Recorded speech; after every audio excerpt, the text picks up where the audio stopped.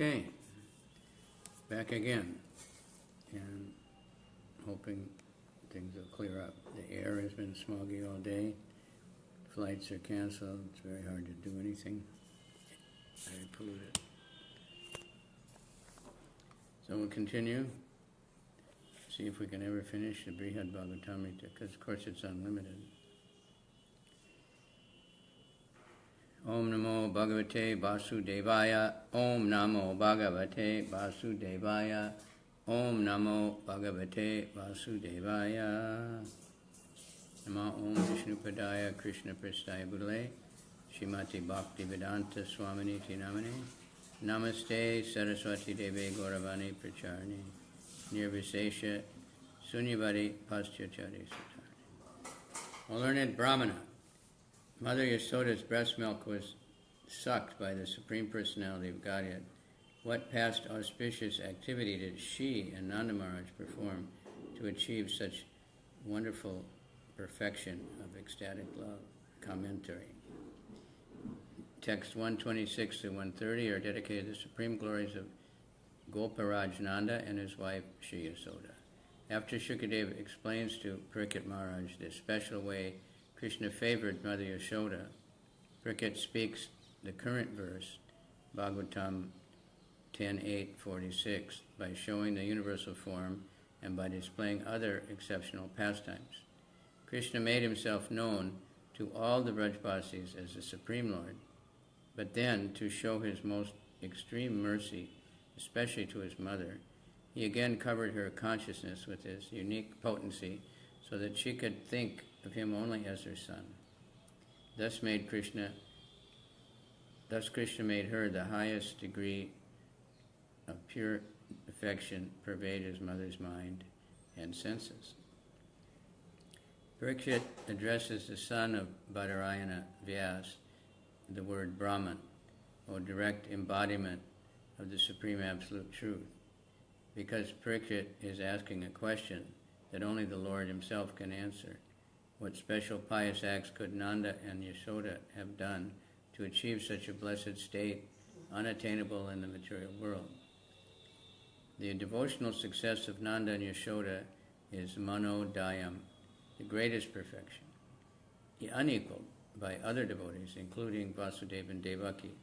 In this very verse, next verse of the Bhagavatam, Parikshit states, although Krishna was so pleased with Vasudeva and Devaki that he descended as their son, they could not enjoy his magnanimous childhood pastimes, which are so great that simply chanting about them vanquishes the contamination of the material world. Vasudeva and Devaki were Krishna's true parents, but they were less fortunate than Nanda and Yasoda, who witnessed Krishna's childhood pastimes, in which he generously bestowed upon the world sense enjoyment, liberation, devotional service, and ecstatic love. Gayantya-dyapi kavaya. Even today, the Kali Yuga, great poets like Brahma and Vyasadeva sing about these pastimes because it is the means for uprooting all the evils of the modern age. Without glorifying Krishna's pastimes, no one can eradicate the faults of Kali Yuga. Pure devotees have always chanted these glories of Krishna and continue to do so up to the present day. The phrase Loka Shamal Paham can be explained in several ways. One is that this glorification, or Sankirtan, removes the apaha, the misery, shamala, of all living entities, or taking shama to mean peace of mind, lapa to mean speech, and ha to mean killing. Another explanation is that by engaging in this hearing and chanting, one develops the highest quality of prema, which in turn disturbs the equilibrium of the mind and brings the faculty of speech to a complete halt. Or reading shama as well-being and lapa as discussion. Another idea is that engaging in Sankirtan transforms the attitude of all who take part, leaving no scope for further discussion of impersonal self-contentment. Srimad Bhagavatam 10.8.21-45 describes some of the wonderful pranks that infant Krishna shared with Nanda and Yasoda by his special mercy. Were it not for this unprecedented mercy, Mother Yasoda would be on the same level as Devaki, who also fed Krishna with her breast milk. Later, in the 10th canto, 1085-55, while narrating how Krishna recovered his dead elder brothers, Shukadev says, by drinking Devaki's nectarine milk, the remembrance of what Krishna himself had drunk, the 6 sons touched the transcendental body of Krishna, Narayan, and this contact awakened them to their original identities. This verse confirms that Krishna once drank from Devaki's breast, right after Krishna's birth in Kamsa's prison.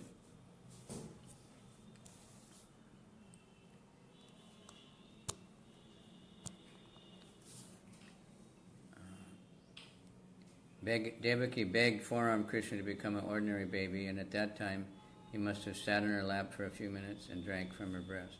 Later, too, when Brahma stole Krishna's calves and friends, Krishna took on their forms and drank the milk of all their mothers. Therefore, in this verse quoted in the present text of Sri Brihad Bhagavatamrta, Brihad takes care to distinguish Yasoda's special good fortune from that of Krishna's other mothers. It is for this reason that he uses the word evam, thus.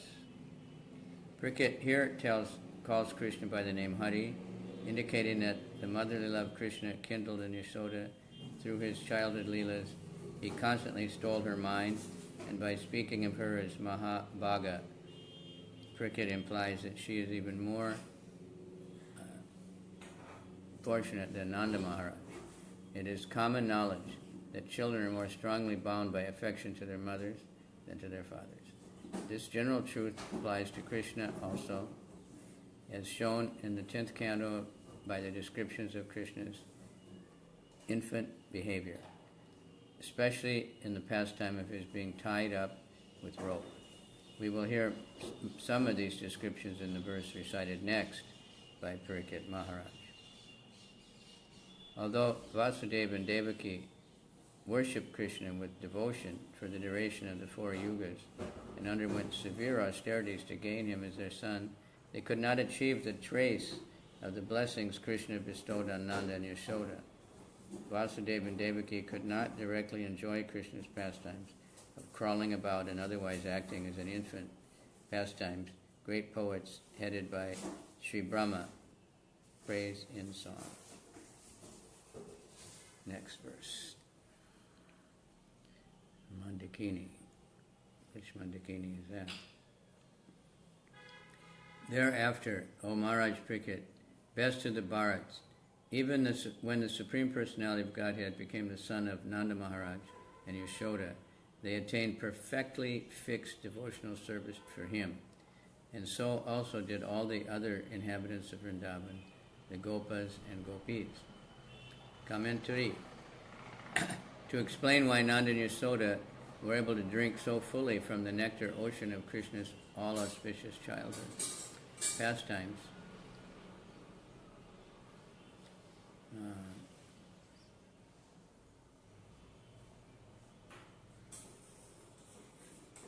Sukadeva Goswami answered the question from Parikshit Maharaj by recounting how in a previous birth Nanda and Yasoda were blessed by Lord Brahma to achieve the highest devotion to Krishna.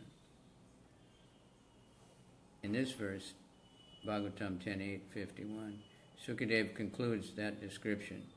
Because Brahma is the first-class devotee, by his benediction, Nanda and Yasoda developed perfect love for the Supreme Personality of Godhead, Janardhan, the annihilator of demons and all other wicked persons, and the Lord assumed the role of their son.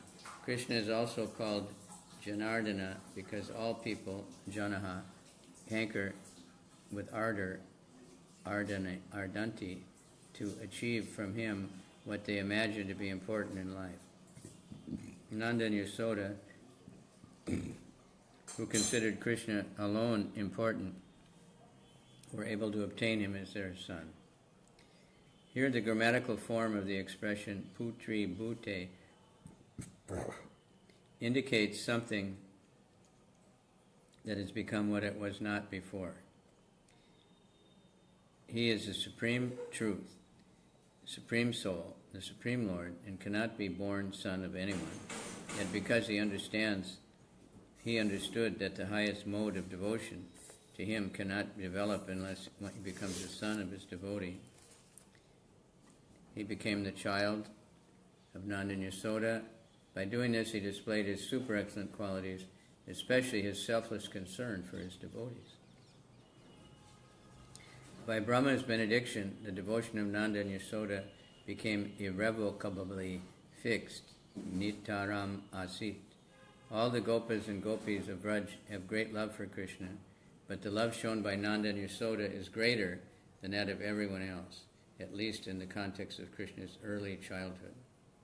Later, of course, when Krishna reaches the Poganda age, and especially the Kaishore age, the ultimate form of love becomes revealed in the young Gopis. The Gopis' Madhurya Ras, the most precious of all devotional jewels, begins manifesting itself slightly even during Krishna's Balya years, as Brihad Maharaj continues reciting the verses from Srimad Bhagavatam. He gradually comes to this point of realization, in particular when he speaks the verses describing Uddhava's visit to Vrindavan.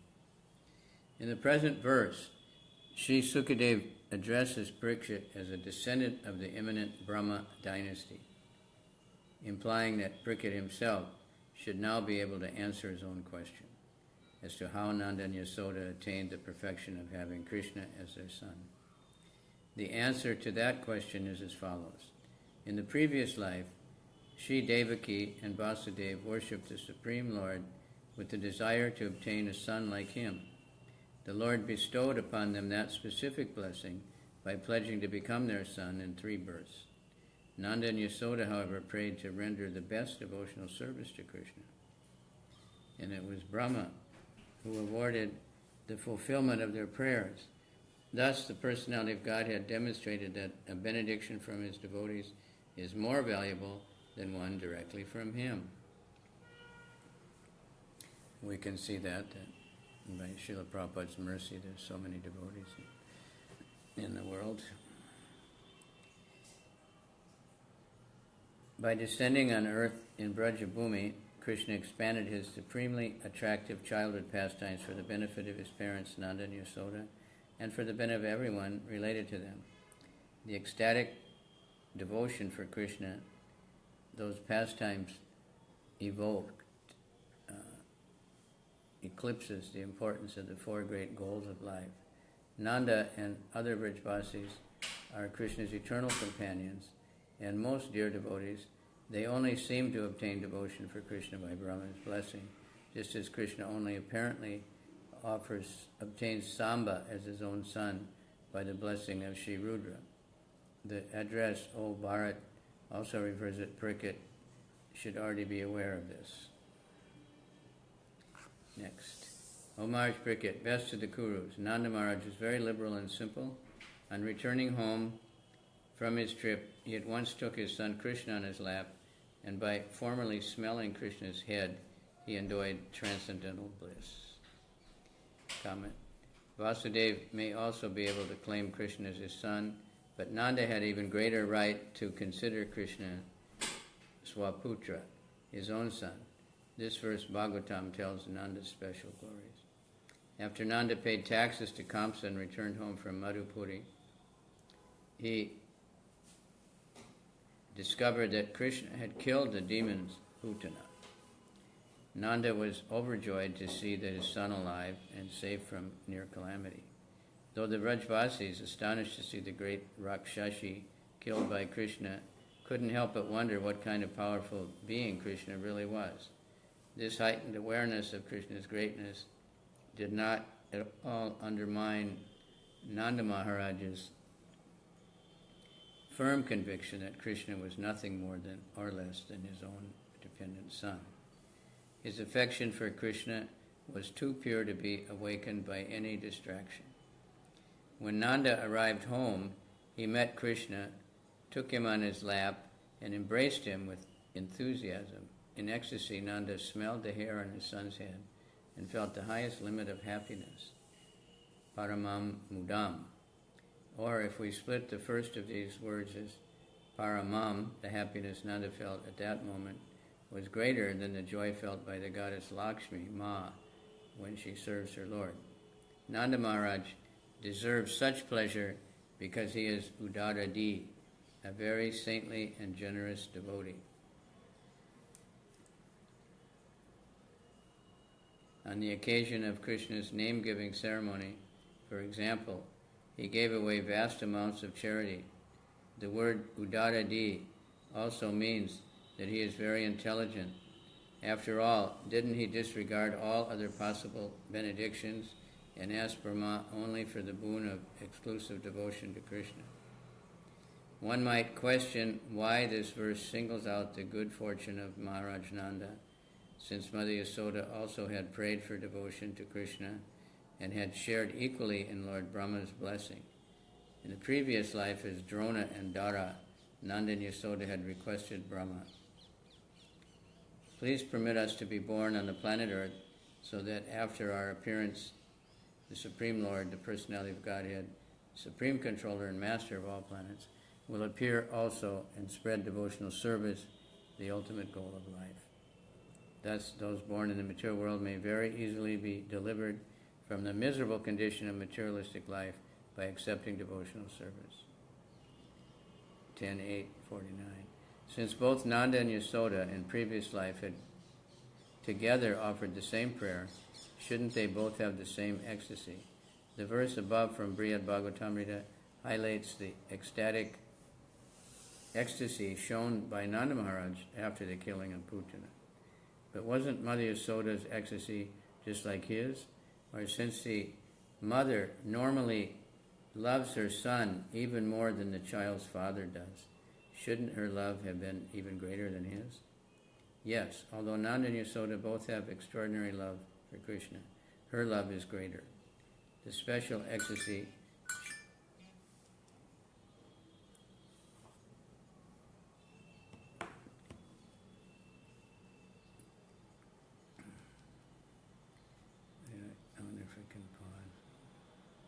Excuse me, somebody's calling me to see what they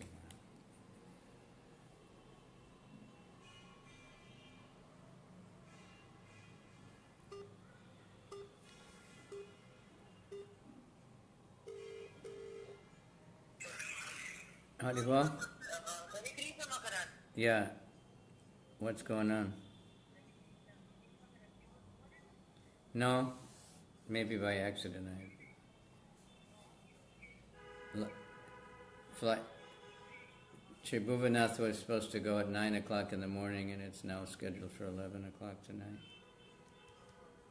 It's a lot of backing up at the airport, so you might have a lot of time. Okay, Haribo. Okay. Yet, although Nanda and Yasoda, the special ecstasy shown here by Nanda Maharaj was occasioned by special circumstances. Nanda had just returned from an extended trip to Mathura city. Upon coming home from a distant journey, one only naturally feels special love for dear ones he has not seen for some time and feels extra eagerness and happiness.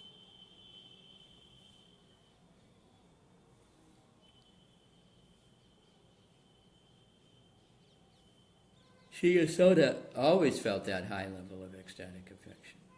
Actually, the love of great devotees of the Lord, like Nanda and Yasoda, is always fully developed to its ultimate limit. It can never diminish or increase. Thus, the constant love Nanda Maharaj has for Krishna could not have changed into something new on his return to Mathura, from Mathura. Only an imitation of ordinary family relationship does it appear to have changed. Or, looking at this in a different way, the rare treasure of pure prema constantly gives rise to all varieties of endearing emotions, perceived as newer and newer at every moment. This distinguishes the ecstasy of prema from the joy of mere liberation. Nanda Maharaj's apparent momentary increase in love for his son was simply a special ecstasy occasioned by the circumstance of his coming home. Next verse. Because Mother Yasoda's hard labor, her whole body became covered with perspiration, and the flowers were falling from the braids in her hair. When child Krishna saw his mother was fatigued, he became merciful and agreed to be bound. Purport. Commentary. This verse in the next Bhagavatam 10, 9, 8, and 20, 18 and 20 glorify Mother Yasoda, who is more advanced in Krishna consciousness than even Nanda Maharaj. One morning she wanted to churn butter herself for her son Krishna, who was very fond of fresh butter. With great love in her heart, she set about the laborious task of churning from the previous day's yogurt. Just then, however, Krishna rose from his sleep and demanded her breast milk. She began to feed him while continuing to churn. That's a good trick, huh? Because it takes two hands. So she's got to, can't really churn very much. But he again interfered by grabbing the churning rod. And then she noticed that the milk she had put on the stove was boiling over. So although Krishna had not finished drinking, he quickly put him aside to run to the kitchen. When she came back, after a moment, she found that the churning rod had a hole in its bottom, the churning pot, obviously made by the nearby grinding stone. Krishna had disappeared. She looked around and found him inside the house, and as she watched unseen from the corridor, she saw him sitting on a large upturned mortar, stealing butter and feeding it to young monkeys. She picked up a stick and came up to him from behind, but he ran away, making her chase him around before she finally caught up to him. Seizing her crying son, she scolded him sharply, but then, not wanting to frighten him too much, she threw the stick away. Still, she wanted to do the right thing for his benefit, so she decided to punish him by tying him up. She tied a rope around his waist, but as people know throughout the world, the rope was too short by just 2 fingers width. She tried tying together all the rope she could find in the house. Still the rope remained short by the same length. Seeing this astonished her. Finally, Krishna, choosing to reward his mother for her strenuous devotional effort, agreed to be let her bind him. Although Krishna's all-spiritual body is beyond limitation, time and space, and the individuality of objects, he responded mercifully to the strenuous labor of his mother. He cannot be bound by anyone, but in his exceptional mercy, he allowed himself to be tied. Taking the alternative reading, Swamatu, his own mother, instead of Swamatu, Samatu, Swamatu and Samatu, we get the idea that Yasoda is eternally established in this intimate relationship with, because of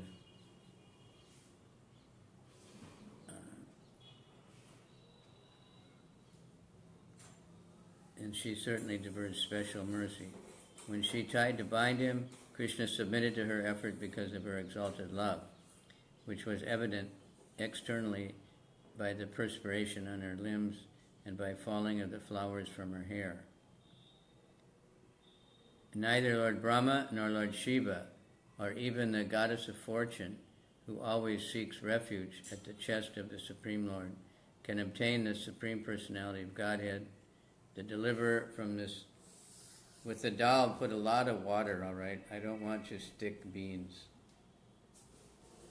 I want the dal a lot of water and boil a long time. I don't want to just eat the thick beans. I can't digest it. Excuse me. While describing the good fortune of Mother Yasoda, Srila Sukadeva Goswami became more and more amazed, and the hairs on his body stood on end. Although many devotees of Krishna obtained Krishna's favor, the mercy received by Yasoda was most wonderful. While thinking of this, Sukadeva Goswami spoke this verse in the Bhagavatam. Sukadeva affectionately refers to Mother Yasoda as Gopi, alluding to her privileged status as the wife of the king of the Gopas. The favor she obtained from Krishna was never achieved by Krishna's son Brahma, by Krishna's friend Shiva, or by his dear consort Lakshmi, who always resides on his chest. How could lesser persons than those ever receive as much favor as Yasoda? Yasoda is a better devotee than Lord Brahma, Lord Shiva, and the goddess of fortune, Lakshmi, because all three of them merely worship Krishna with reverence as the supreme Godhead, but she has pure affection for him as her son. The Damodar pastime, in which Yasoda tied Krishna with a rope, demonstrated the power of God to resist all attempts to capture him. But when Yasoda witnessed Krishna's omnipotence, her pure maternal love only increased.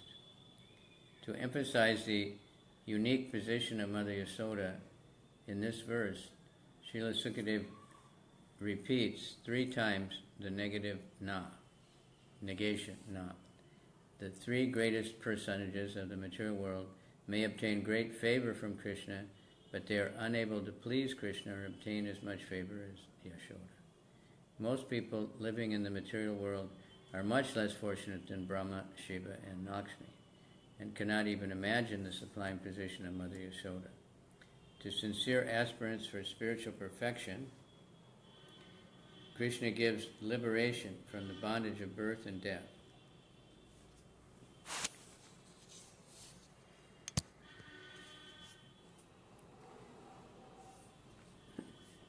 But his love for his mother is so special that he lets her bind him with ropes meant for tying cows. To some pure Vaishnava, Krishna grants vimukti, the superior liberation of elevation to his own world, to live in the proximity and transcendental bliss. Let him grant this vimukti to fortunate souls, but even such Vaishnavas cannot expect the favor shown to Mother Yasoda. The Supreme Personality of Godhead, Krishna, is the bestower of many benedictions, including liberation, or oneness with the Brahman effulgence. For that son of Devaki, the gopis always felt maternal love. They looked at him as if he were their own son, and Krishna, with full satisfaction, sucked the milk that, by maternal affection, flowed freely from their breasts.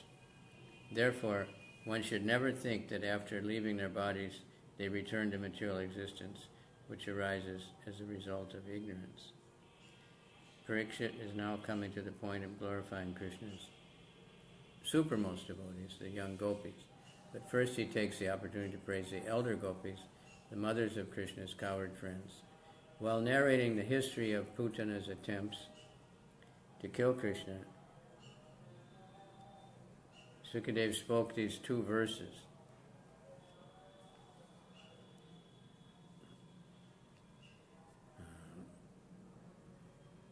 Bhagavatam 10:6, 39 and 40, comparing Putana's good fortune to that of these elder gopis, from whose breast Krishna drank when he assumed the forms of his friends after Lord Brahma had kidnapped friends and calves. The son of Devaki drank the breast milk of these gopis plentifully because he took the role of their sons for an entire year. He bestowed this favor on them even though he is the Supreme Personality of Godhead, complete and self-satisfied in all respects. Because of the motherly relationship these gopis had with him, they were freed from the prospect of future suffering in the cycle of birth and death. Their material existence was finished once and for all in that very lifetime. Conditioned living beings